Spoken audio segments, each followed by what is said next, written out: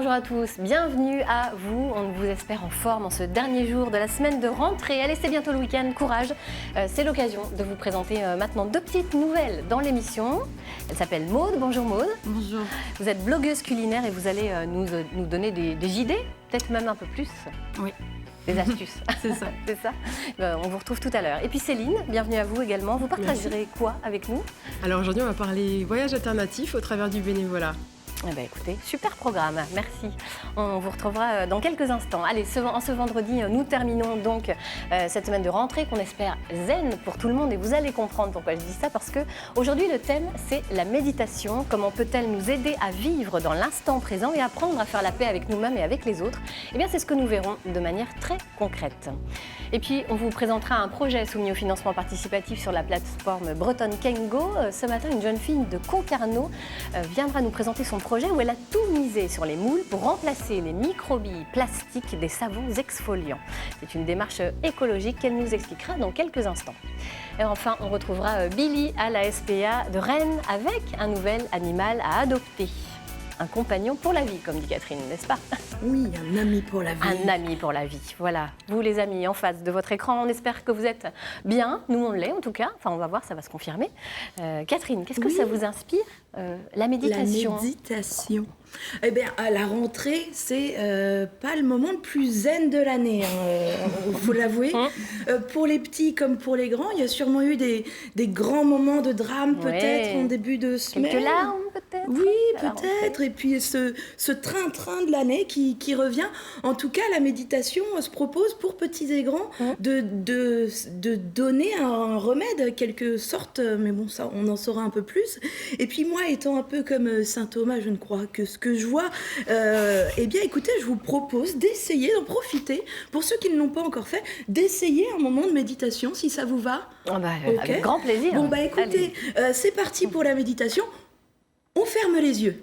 Allez, comment? Voilà. Bon, je médite, moi. Ouais. Oh, quelle idée. Catherine Bossard, bravo. Hein. C'est pas du tout télévisuel, ça. Moi, je suis là, les yeux fermés, à rien dire, à rien faire, et je suis sûre que les autres me regardent pendant ce temps-là. Dis donc. Bon, allez, je vais méditer quand même. Ce sera, ça te fait. Comment... Ouais.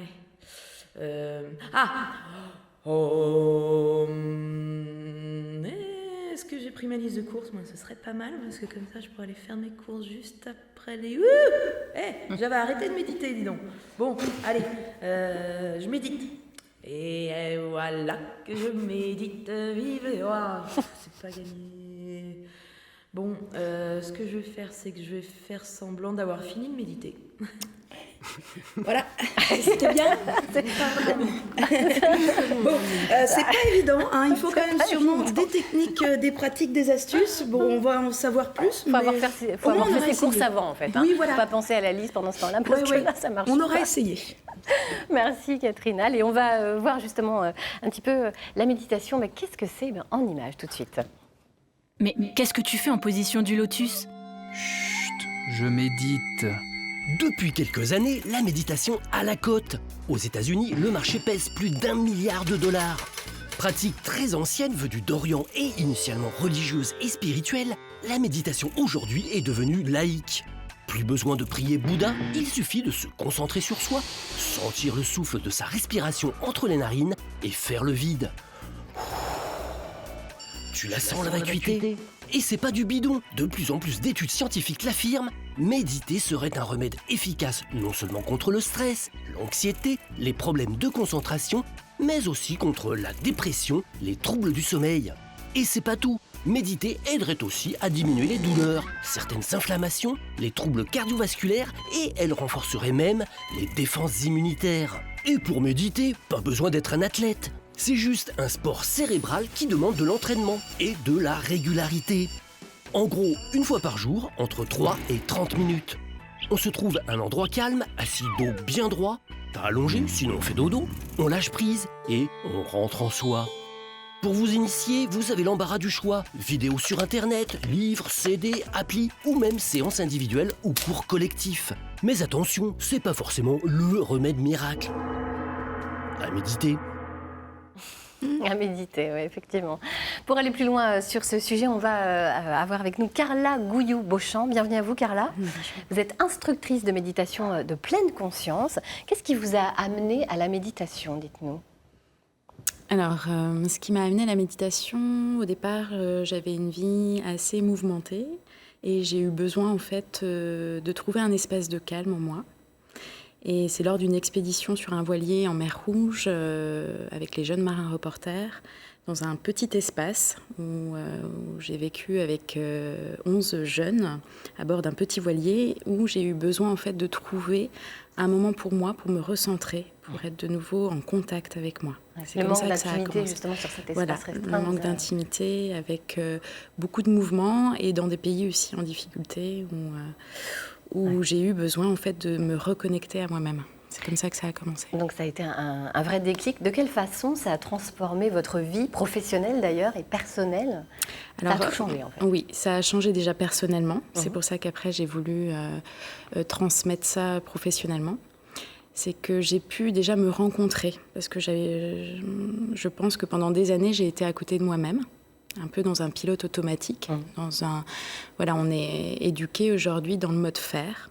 De faire des choses, de réaliser des choses, de prouver des choses, de devenir. Et donc j'étais dans ce mode-là, qui est tout à fait normal, complètement humain.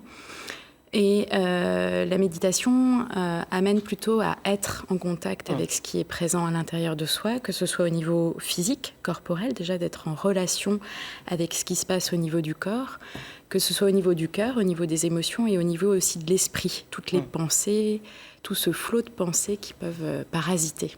S'ancrer dans le présent, donc c'est un petit peu voilà. L'objectif de la méditation. Vous arrivez à pratiquer combien de fois par semaine? Est-ce que vous le faites tous les jours et combien de temps? Alors pour moi, personnellement, c'est une hygiène de vie, donc c'est quotidiennement, c'est tous les jours.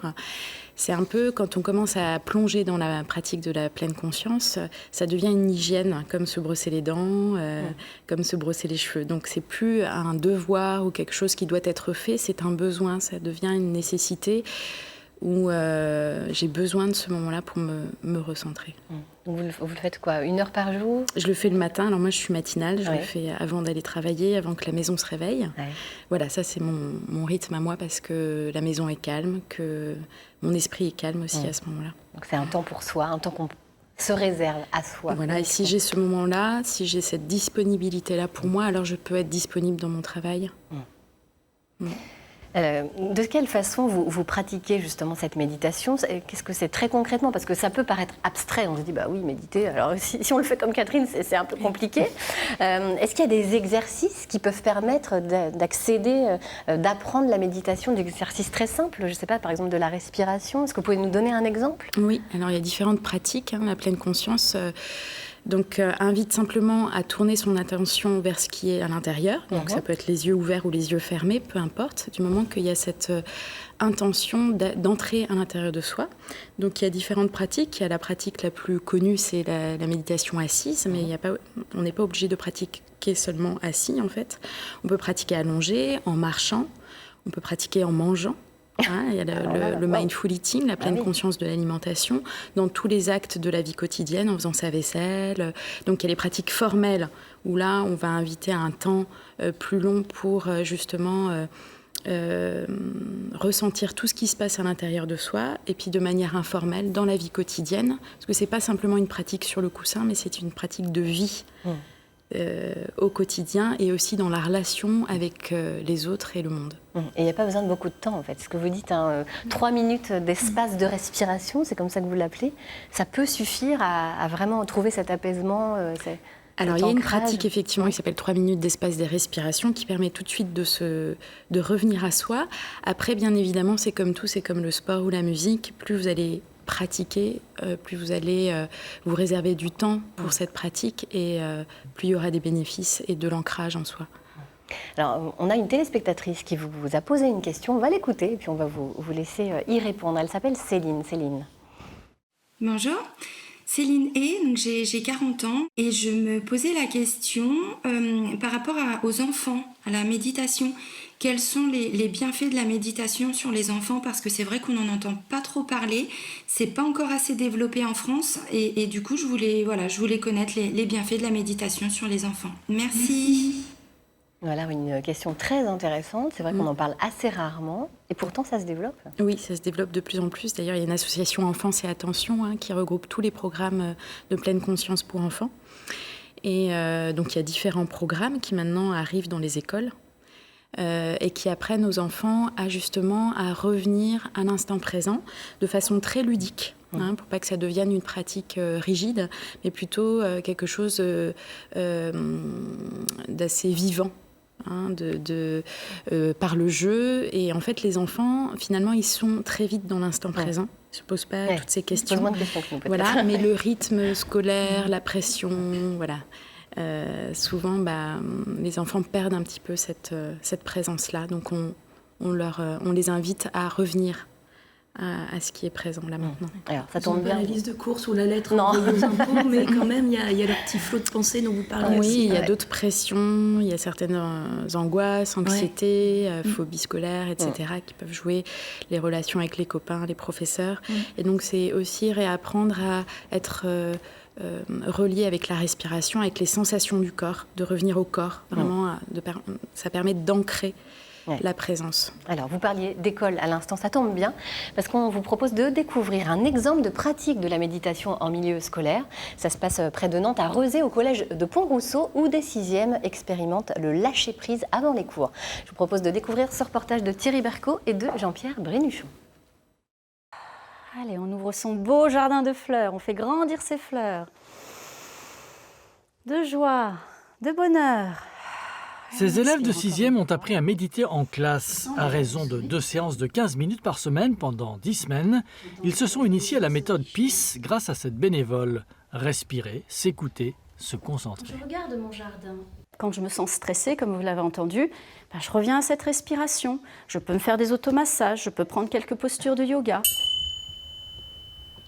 Et bien là, on peut rentrer dans quelque chose de plus approfondi. La confiance en soi, comment je peux la développer. Et puis de cette confiance-là, une fois que j'ai confiance en moi, je peux me déployer vis-à-vis des autres, confiance en les autres, je peux apporter de la bienveillance. Et le pied. Au début de l'année, la classe était très dissipée. Après cette expérimentation encouragée par l'académie, tout a changé. Le bénéfice a vraiment été réel. J'ai commencé à être plus zen et pas vouloir me bagarrer tout de suite. On arrive mieux à gérer notre colère. Je respire et ça me permet de parler calmement au lieu de m'énerver. On y a fait des évaluations avant où quand on était un peu énervé, ça permet de se calmer. Et... J'ai vu que la classe, après la méditation, elle était plus calme et elle était moins bruyante, on était plus posé. L'intérêt de ces séances de méditation, c'est qu'on peut se servir des outils en classe. C'est-à-dire qu'il suffisait de dire « Ah, on se recentre, ah, on fait l'arbre » et tout de suite, les élèves comprennent ce dont on parle et on obtient le silence, on obtient tout de suite une concentration, une attention meilleure. On va se dire au revoir en cette fin d'année, on y met de l'énergie, on y va ? Pas sûr que le collège du Pont-Rousseau renouvelle l'expérience l'an prochain. Au revoir. Et pourtant, la méthode a montré son efficacité. Mais rien n'empêche de pratiquer chez soi tous ces exercices. Au revoir. Et merci beaucoup. Eh oui, forcément, Muriel Rocheran, ça vous parle, ce qui se dit dans ce reportage chez ces enfants. Vous avez découvert la méditation de pleine conscience en faisant un stage avec Carla. Qu'est-ce qui s'est passé en vous à ce moment-là? Quel a été le déclic? Pourquoi ça vous parle, ce type de méditation?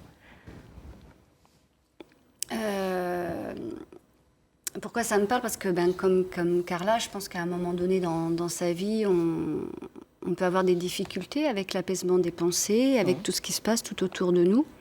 Et c'est vrai que la méditation de pleine conscience apporte une guidance, apporte des outils, apporte également un cadre bienveillant dont on en entendait parler tout de suite dans le reportage.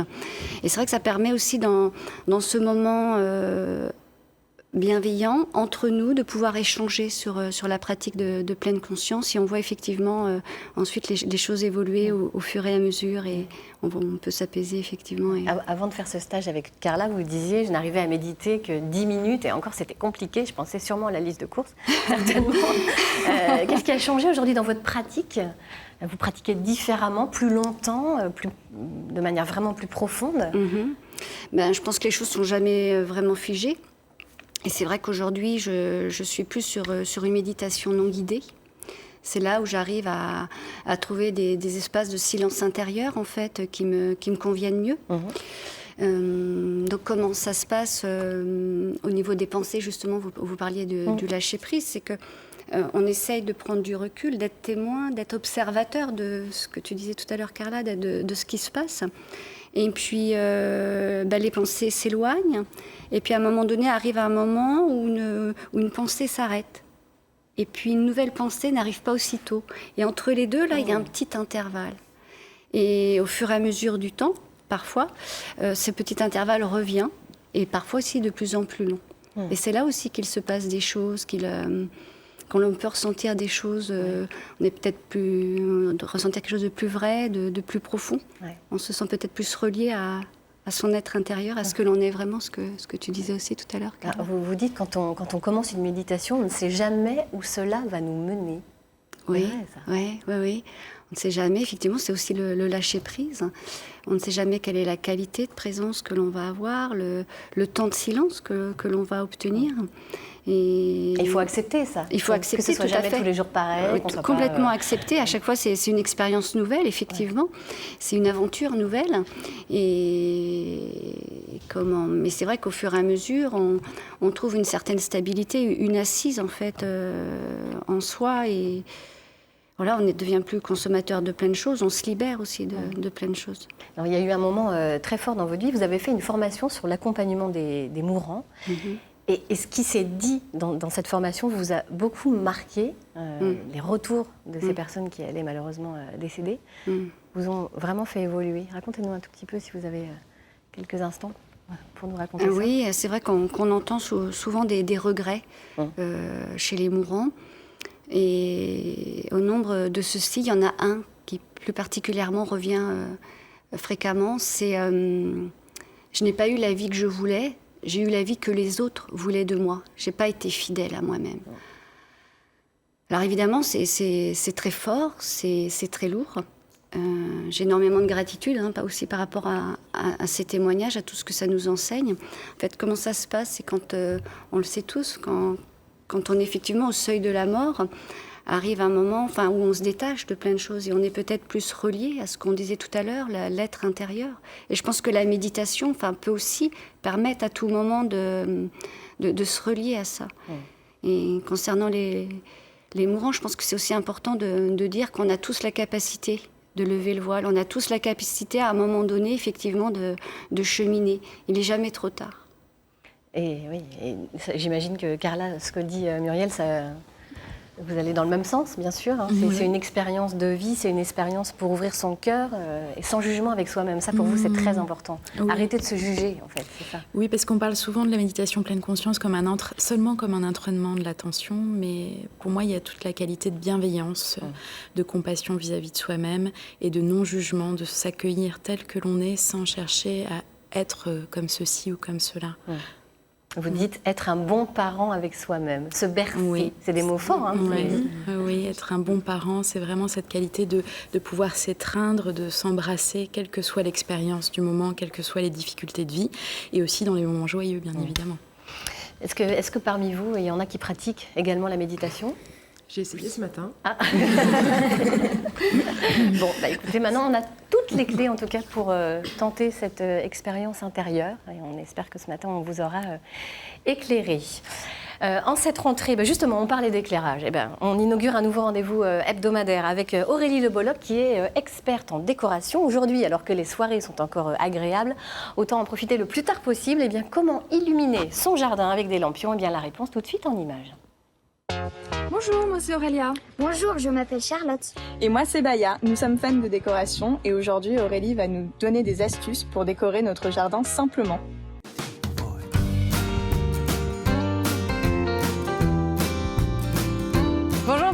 Bonjour Charlotte, bonjour Aurélia.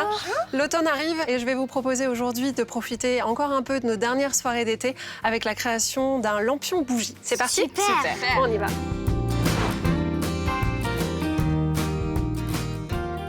Pour faire les lampions bougies, nous aurons besoin de pots en verre avec un rebord, de fil de fer et d'un stylo. On va commencer par le cerclage des pots en verre. Je vais avoir besoin de toi, Baya, pour couper une section de 30 cm.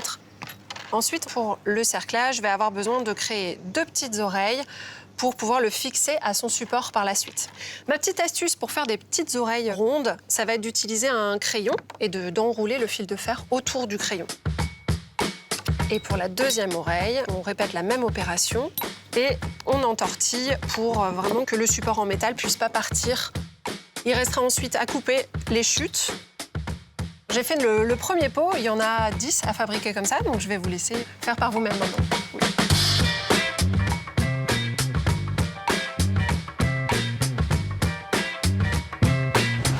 Maintenant que vos petits bocaux sont cerclés, il va falloir qu'on vienne les fixer sur leur support définitif. Et pour ça, on aura besoin de ficelles. Charlotte, je vais te demander de découper des bouts de ficelle de même longueur. Donc tu prends la taille de ton bras et tu découpes. Il nous en faut 20. Maintenant qu'on a nos 2 bouts de ficelle, il va falloir venir les fixer.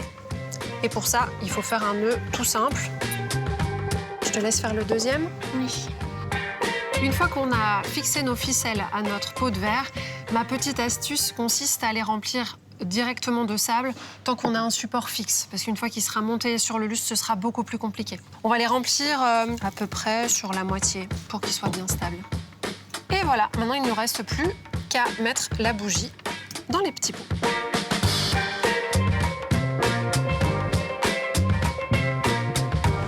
Dernière étape de notre fabrication, le support. Donc on est venu découper 3 sections de ficelle qu'on a nouées autour d'un crochet et ensuite nouées autour d'une grille type grille à pâtisserie ou grille de barbecue. L'ultime étape consiste maintenant à fixer les petits lampions. Alors pour qu'il ait un peu plus de volume et qu'il soit un peu plus esthétique, on va les fixer sur des hauteurs différentes. Pensez bien à couper les extrémités des fils qui dépassent pour que le rendu soit plus esthétique.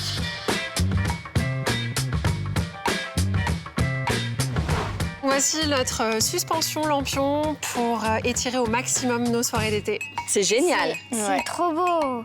Je vais aller chercher le nécessaire pour le faire dans mon jardin dès ce soir. Merci Aurélie. En conclusion, pour le cerclage du lampion, utilisez du fil de fer souple que vous entortillez sous le rebord du pot en verre.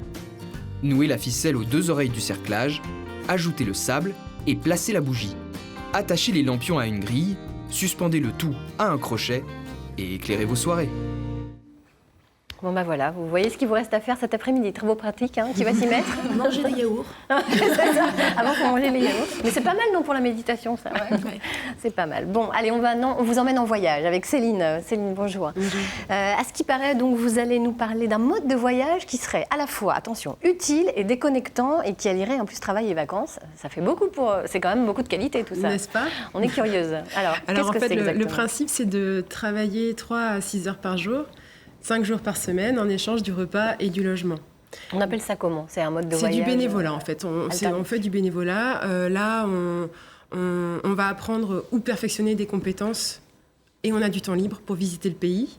On sort du mode traditionnel de voyage où on réserve un hôtel, on mange au restaurant, on visite des lieux touristiques. On rentre dans un mode alternatif puisqu'on contribue à des projets en partageant le mode de vie local. Ouais. C'est aussi un excellent moyen d'apprendre la langue du pays où on se trouve, si du moins on est à l'étranger.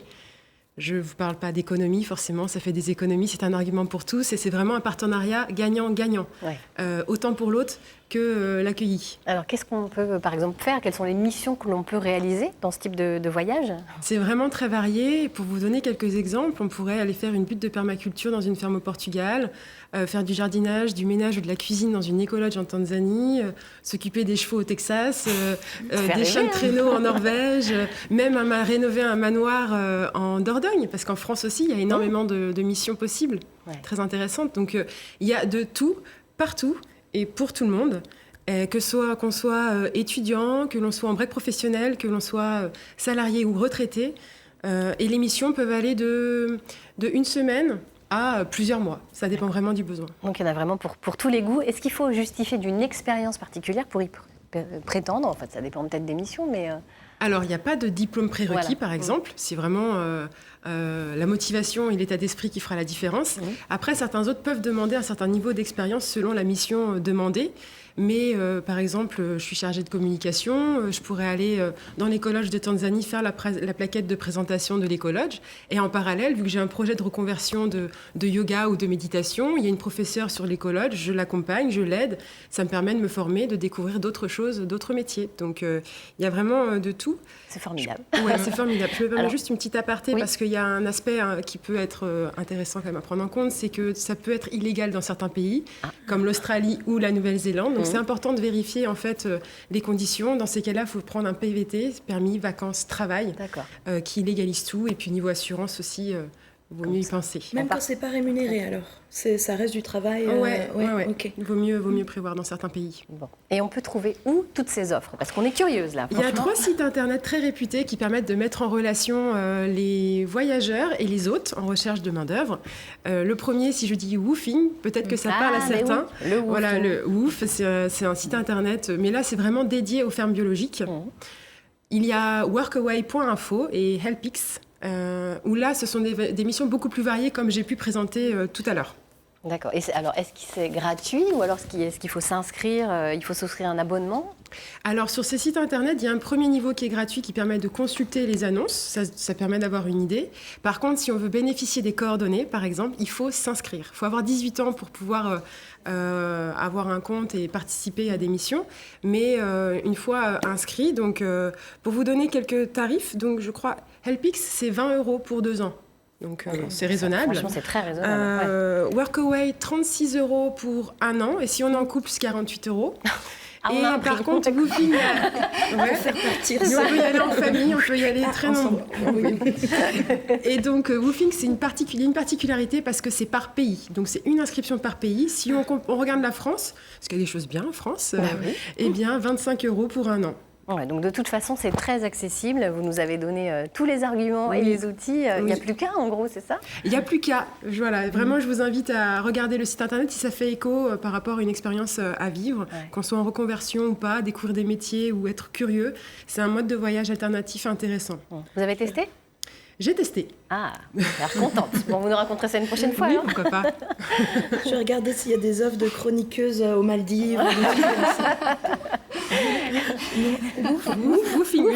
Est-ce que parmi vous, il y en a qui ont testé également ce type de voyage solidaire? Ah oui, il y a 20 ans, mais alors c'était pas avec ces associations-là, mais avec l'association Appât de loup, au niveau de l'aide au niveau des animaux.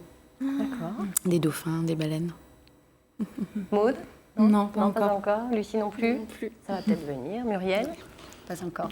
Eh bien, voyez ce qu'il vous reste à faire. On a donné toutes les informations. Vous allez voir Céline. C'est pas encore, c'est très ouvert du coup. Pas encore. Oui, on sent qu'il y a de la motivation. Allez, la solidarité, c'est l'une des valeurs que l'on porte chaque semaine dans notre émission, vous le savez. On va s'intéresser au projet de Lucie maintenant, qui a retenu toute notre attention. Il est soumis au financement participatif sur la plateforme Kengo. Bonjour Lucie, bienvenue à vous. Merci. Vous êtes la créatrice d'Eios Marine. Alors d'abord, est-ce que vous pouvez un petit peu vous présenter? Qui êtes-vous? Vous habitez à Concarneau, c'est ça? C'est ça, oui. Alors, donc, je suis Lucie. Je développe ce projet donc, sur Concarneau. C'est un projet qui a débuté pendant mes études, que j'ai mené sur Brest. Et donc, c'était une licence et un master de design. Et le master était spécialisé dans le design de la transition écologique. Alors ça se passe à l'école des Beaux-Arts de Brest. C'est ça. C'est étonnant, on ne sait pas du tout qu'il y a des spécialisations en transition écologique. C'est pas trop connu, mais ouais, c'est une spécialisation. Il y a plusieurs spécialisations pour chaque site des Beaux-Arts et celle de Brest, c'est la transition écologique. C'est très intéressant. Alors très vite, vous vous êtes demandé justement comment il était possible de valoriser toutes ces matières que l'on peut transformer. Littorales, voilà, les matières marines. Oui. Et puis une loi de 2018 vous a aidé à vous décider finalement. Sur quel créneau vous alliez chercher cette loi m'a permis de trouver une solution de valorisation d'un coproduit, effectivement. Donc j'avais un coproduit entre les doigts qui était le fil de byssus, qui n'est pas très connu comme ça. Alors expliquez-nous, qu'est-ce que c'est? C'est en fait le petit fil marron qu'on retire des moules avant de les manger. Donc en fait ce fil est séparé du coquillage chez les mytiliculteurs, donc ceux qui cultivent les moules. Et donc moi je récupère ce fil-là pour ensuite le nettoyer, le sécher, le rincer, voilà. Et donc ensuite, effectivement, la principale question que je me suis posée pendant mes études, c'était qu'est-ce qu'on va en faire? Parce qu'il a des propriétés intéressantes et donc c'est plus ma curiosité qui m'a amenée à continuer à travailler là-dessus. Et surtout que cette loi de 2018, elle disait que les microbilles plastiques étaient interdites dans les cosmétiques, exfoliants, rincés. Et donc ça m'a amenée à me dire que ce byssus-là pouvait remplacer les microbilles dans les cosmétiques. Et donc à la fin de mes études, je me suis très vite orientée vers un projet et je me suis dit que j'allais le mener un peu plus sérieusement en lançant une gamme de savons solides où le byssus est broyé, inséré dans les savons. Et donc ça en fait des savons exfoliants, gommants. Voilà. Et qui donc est écologique, voilà, biodégradable, et il n'y a pas les microbilles plastiques qui se retrouvent dans le fond des océans, comme c'est le cas aujourd'hui. Ouais. Alors, de quelle façon ce byssus peut réussir à être une matière exfoliante? Parce que vous le faites sécher, en fait. C'est ça. Et... C'est son aspect, en fait, qui est assez sec, et pas trop non plus, pour ça reste assez doux pour la peau. Est-ce que c'est un produit breton, 100% breton? Oui, c'est 100% breton. C'était une volonté, c'est ça. C'était la volonté dans le projet de travailler principalement avec des acteurs locaux. Donc parce que c'est pas moi qui fabrique les savons. Donc je travaille avec une savonnerie en Bretagne. Je travaille avec une entreprise qui broie le byssus en Bretagne. Et donc le byssus est breton. Je le récupère chez des mytiliculteurs bretons. Et après, ça sera vendu principalement en Bretagne. Tout ça est encore un peu à définir, mais pour le moment, c'est breton. Ouais. Petite question, j'imagine, j'ai déjà un peu la réponse, mais est-ce que ça perd de son odeur pendant le traitement? Est-ce qu'on sent la criée ou ils ont différents parfums Ça a pas, le byssus, une fois qu'il est sec, heureusement, on n'a pas d'odeur. On ne ressent pas la... C'est ça, c'est neutre, ouais. Et ensuite, la volonté du projet, c'est que ça reste neutre et qu'il n'y ait pas énormément de parfums dans les savons, puisque c'est ça qui amène des problèmes allergènes dans les cosmétiques aujourd'hui. Donc le but, c'est d'en mettre le moins possible. Bon. Alors là, vous êtes rendu à la phase de pré-commercialisation. Il reste des tests à faire en laboratoire. C'est ça, avant de les commercialiser, oui. Voilà. Alors, mais pour ça, vous avez besoin de sous pour finir, pour arriver au bout de ce projet. Oui, c'est ça. Et donc j'ai lancé une campagne de financement participatif sur Kengo, donc une campagne de financement participatif bretonne. Et donc voilà, l'objectif est bientôt atteint. Enfin, c'est sur une très bonne voie pour le moment. Vous demandiez 3 000 € et vous êtes presque à 70% quasiment de financement. Ouais. Et donc après, à partir des 70%, c'est la région Bretagne qui soutient le projet, qui financera le reste. Malgré tout, plus vous pouvez avoir d'argent, mieux c'est, parce que ça vous aidera à démarrer bien votre activité. Voilà, forcément. Ça permettra de mieux la développer. Ouais. La Kenos se termine quand? Le 14 septembre. Okay. Voilà. Donc, allez hop, ça y est, Catherine, elle sort déjà son iPhone, c'est parti. Écoutez, merci beaucoup d'être venu nous présenter. Ça vous surprend un projet comme celui-ci? Maud, vous ne regarderez plus jamais les moules de la même façon. Vous allez garder. Je vais l'envoyer maintenant. Je vais faire des stocks. Justement, on va parler de cuisine avec vous, Maud. On inaugure ce nouveau rendez-vous. Vous allez nous faciliter la vie parce que vous allez nous donner des idées de menus pour la semaine. Oui. C'est une super idée. Donc on va partir sur des idées express, rapides et que tout le monde va plus ou moins aimer en famille, quoi. Alors, on commence par le lundi. Allez hop, pour la semaine prochaine. Alors lundi, on va commencer par une soupe de pastèques et tomates. J'en profite parce qu'on a encore des fruits et des légumes de saison. Donc pourquoi commencer une soupe froide en début de repas? Parce qu'elle va nous permettre de nous caler et également de garder tous ces nutriments qui ne vont pas être cuits, donc de conserver les vitamines. Alors, le plat? Alors le plat, déjà qu'on a un peu calé, on va partir sur ensuite une tartine de sardines, mais en tzatziki en fait. On prend juste un concombre, on le broie comme un tzatziki et on prend une boîte de sardines qu'on écrase et on émiette et on écrase sur un pain complet. Voilà. Et en dessert? En dessert, du chocolat. Bah tiens. Avec des pommes. Si vous insistez. Oui, alors justement avec les pommes, petite astuce, de les consommer le soir parce qu'elles contiennent du phosphore et elles permettent d'avoir un effet anti-stress sur le corps, donc d'être apaisé et pourquoi pas de méditer après. Vous avez une petite astuce sur les vinaigrettes? Oui, alors parce que qui dit tartine dit salade. Pour accompagner une salade, une vinaigrette, mais on peut twister notre vinaigrette avec de l'huile de colza qui va être au niveau des lipides plus faible. Et également, si on a un fond de pesto dans notre frigo, et ben on met un fond de pesto dans notre vinaigrette. C'est une très bonne idée, ça. Alors, pour le mardi, on a déjà dit le dessert, ce sera donc avec des pommes. Alors, le mardi, une frittata, deux petits pois et menthe. Donc, une frittata, c'est un plat italien, mais c'est comme une omelette, en fait. Donc, dedans, on va y rajouter de la menthe fraîche, voilà. Et c'est quelque chose d'assez rapide et de complet. Ça a l'air sympa. Bon, on passe au mercredi? Alors, mercredi, bien sûr, là, on est sur... Alors, attendez, parce que le mercredi, il y a plein de choses. Il y a un curry de poulet, Un curry de poulet, et en fait, on va faire une ice cream. Alors, je ne sais pas si vous connaissez. Alors, avec mon accent anglais, c'est pas top. Mais alors, ça, c'est... En fait, vous congelez une banane, même une banane qui est extrêmement mûre, comme ça, au niveau du goût, ça va être bien prononcé. On congèle ces morceaux de banane.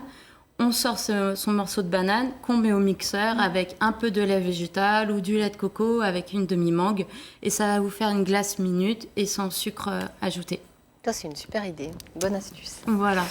Alors, le jeudi, c'est là que le clou du spectacle arrive. Vous allez nous faire rêver avec des courgettes. Eh bien, oui, c'est possible. Ça. On en profite parce qu'on va être bientôt sur la fin. Donc, ces courgettes, fini les courgettes à l'eau, voilà. Un peu tristoun et un peu sans ou goût. quoi que ce soit. Ouais. Donc, à la maison, vous pouvez vous équiper de ce genre d'appareil ou sinon avec un économe. Et en fait, on va tailler des tagliatelles. Voilà, donc je vais pas tout de courgettes. Voilà, des tagliatelles ou des spaghettis de courgettes. Ouais. Donc il faut imaginer avec des jaunes et des vertes. Bien sûr, vous prenez des courgettes bio parce qu'on va garder la peau. Et là, en fait, vous faites mariner ces courgettes avec de l'huile d'olive, des pois chiches rôtis au four et de la feta, du citron confit. Et on a quelque chose de très frais et de très parfumé. Et en plus, et en plus, cette astuce avec nos pois chiches, vous conservez l'eau des pois chiches de la boîte. Vous savez, quand on a de l'eau qui s'appelle l'aquafalba. Et en fait, cette aquafalba va nous servir pour faire une mousse au chocolat végétale. En fait, elle a un effet pour faire mousser, comme si ça va remplacer les œufs. Et ensuite, il vous suffit de faire fondre du chocolat et on a cette mousse au chocolat. Ah, ça, c'est une chouette idée, tiens. On va garder ça. Allez, on arrive au vendredi. Pour le dîner, vous nous proposez une dernière astuce pour le vendredi. Je suis toujours sur nos produits de saison et on va en profiter sur les tomates. Donc, en fait, pour faire un burger à place du pain, vous prenez des tomates, on toaste l'envers des tomates pour nous faire un burger de tomates, mais à la place du pain, on a ces tomates qui vont nous servir de pain. Vous les accompagnez de frites? Oui, des frites de patates douces. Oh, c'est chouette ça. Oui, et ça pareil, ça met de la couleur et c'est important de manger aussi coloré dans son assiette pour nous donner envie.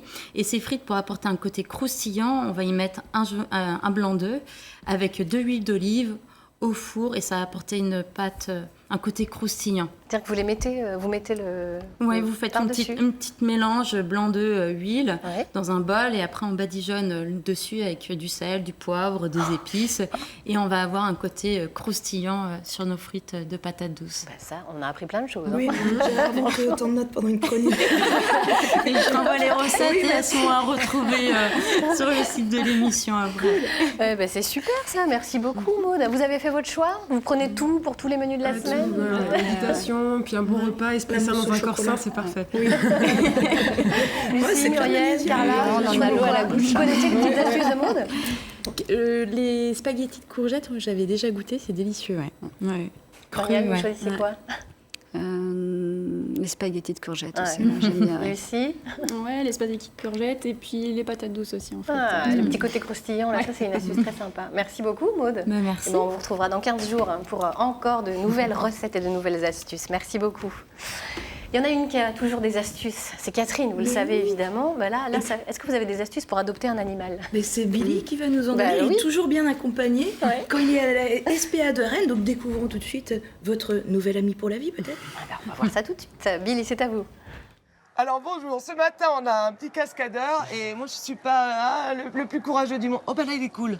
Bah oui, il est cool. Non, mais j'ai eu peur il a juste envie d'avoir beaucoup de câlins en fait, donc c'est ça. Alors comment il s'appelle lui, ce petit bonhomme? C'est Talaco. Talaco. Donc aujourd'hui, le petit pensionnaire du jour, c'est Talaco. On lui cherche une petite famille. Alors on cherche une famille dans une maison, dans un appartement? Bah, peu importe. Après, il faudrait quand même un grand appartement parce que comme on peut voir, il aime bien grimper un peu partout, mais voilà, s'il a un enrichissement dans son appartement, pourquoi pas. Okay. Après, il appréciera aussi de sortir en extérieur. Ça, c'est une évidence. Donc Talaco, quel âge tu m'as dit qu'il avait? Il a 3 ans. 3 ans, le petit bonhomme. Donc maison ou appartement, mais plutôt maison alors plutôt? Plutôt maison ou voilà, un grand appartement avec des arbres à chat, tout ce qu'il faut pour qu'il puisse faire ses griffes, grimper quand il a envie de grimper. Et puis surtout voilà, de la présence, beaucoup d'amour, beaucoup de câlins. Il est excellent. Et il est comment avec les chiens ou les chats? On a testé ça? Alors les chiens, j'ai jamais eu l'occasion de voir. Après, c'est pas l'un des plus énervés en tout cas quand il voit les chiens derrière la grille. Et avec les chats, voilà, c'est pareil. On va dire qu'il les tolère. C'est pas non plus, il est pas fou des autres chats, mais il pourrait vivre avec si l'autre chat respecte sa tranquillité. Bon, super. Eh ben écoutez, là, ici, aujourd'hui, on vous attend pour ce petit bonhomme. C'était Talaco. Talaco, oui. Bon, vraiment, il vaut le détour. Une petite maison, quoi, mon chéri. Pourquoi il est mignon, celui-ci, hein? Trop chou. Ouais. Bon, bah pour être zen, rien de mieux qu'un chat, on l'a bien compris. Vous avez testé, Catherine, la ronron thérapie? C'est magique, de toute façon, le ronron d'un chat, ou ouais, carrément. Muriel, oui, il y a des bars à chats. Oui, il y a des bars à chats. Il y en a 2 à Rennes, oui, c'est dont on parlait effectivement tout à l'heure. Et on peut aussi adopter des compagnons, effectivement. Et on peut retourner aussi plusieurs fois. Donc ça permet aussi de se familiariser avec l'animal. Puis de profiter effectivement de ces ronrons. Est-ce qu'on peut combiner méditation et ronron thérapie? Oui, Carla. Moi, j'ai 3 chats. Et c'est vrai que c'est une pratique de caresser son chat et d'être en contact avec le ronronnement, qui est très apaisant. Qui peut aider à tout est pratique. Voilà, la vie est une pratique. Ce sera le mot de la fin. La vie est une pratique. Merci beaucoup à vous d'être venu nous parler de méditation. Je pense qu'on a quelques clés maintenant pour essayer de commencer cette pratique quotidienne, parce que voilà, ça se travaille comme vous dites. Merci beaucoup. On se retrouve lundi, 10h45. On parlera entre autres de reconversion professionnelle et d'emploi, mais aussi des solutions pour lutter contre la pollution de l'air. Et puis on vous présentera un tout nouveau festival pluridisciplinaire à Nouvoitou, près de Rennes. Tout de suite, vous avez le journal de l'Outre-mer et puis vous retrouverez votre série itinéraire Bretagne sur les plages du Finistère en compagnie de Maïlène Villaverde et de Fabrice Leroy avec des images, vous voyez, magnifiques.